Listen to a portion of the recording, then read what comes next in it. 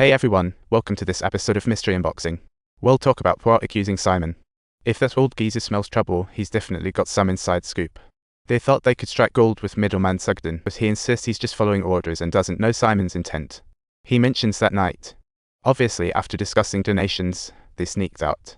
Old man Simon remained calm, and they headed to the crime scene. The mess resembled a life or death struggle, yet oddly, only Simon's fingerprints marred the spotless scene. Thus, the old dude was practically buried, so offering him should have been a piece of cake. Why go through all this fuss? Sheriff Jepp took a look around and concluded something even more frustrating. This place was basically a perfect locked room. Besides that busted door, no one could waltz in or out. Sure, there was a window, but even a mouse would fail to make. However, every sign at the scene pointed unmistakably to the presence of a killer, making the situation a perplexing and unsolvable paradox indeed. Luckily, Poirot spotted a scratch on the key and deduced how the killer pulled it off. This chap first waltzed in, took out Simon, then exited through the front door, locking it back with some special tool. So this whole locked room murder is nothing but a disguise for a fake suicide. But Poirot's still scratching his head over those little cork and rubber ring things. Could these little gizmos be the key to unraveling the case? But now is the time to dwell on that. Poirot decided to interrogate the whole family, starting with the eldest son, who's eyeing his grandpa's throne. If he loses this inheritance, his political future's toast. The motive is as clear as day, but he claims he was busy on the phone in the study when it all went down, and his wife backs him up. The others have their alibis down pat too. The second son and the brother are squabbling over the inheritance in the dining room while the ladies are sipping tea elsewhere. They can vouch for each other. Sus Lydia, who rushed into Simon's room first, saw zilch. However, Poirot, drawing upon his many years of experience, sensed that they were all hiding some unknown secrets. Their eyes were doing the tango, clearly concealing something. Simon's demise had two reasons. First, for pricey diamonds. Second, before alteration. No matter how you slice it, someone in this family is playing fast and loose with the truth. So, Poirot decided to start with the granddaughter Jennifer, who just got back. Talk about timing. Her arrival coincided with Grandpa mending his will and being killed. A suspicious coincidence.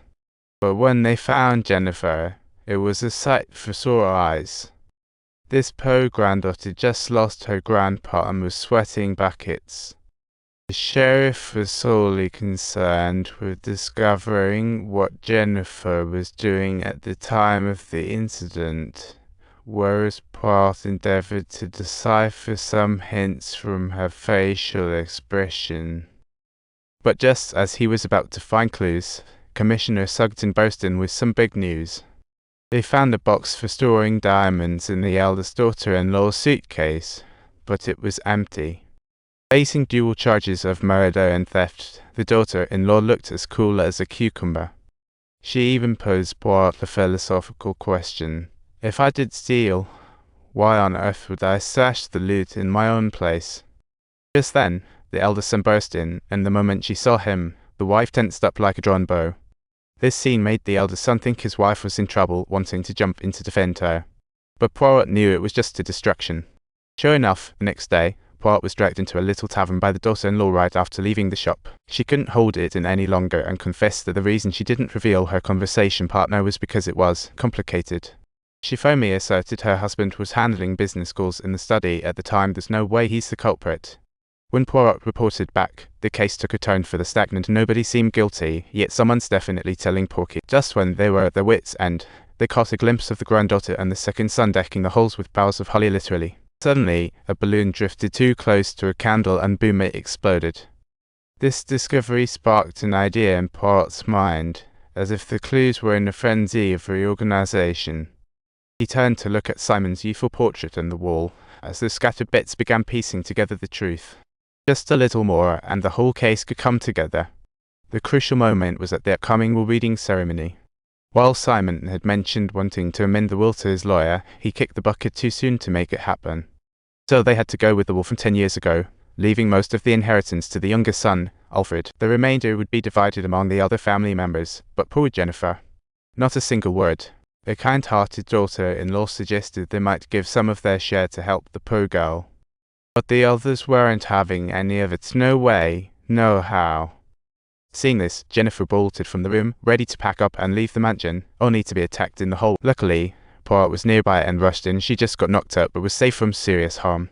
Don't forget to subscribe to our channel and join Poirot on his journey to unravel more mysteries. See ya, folks.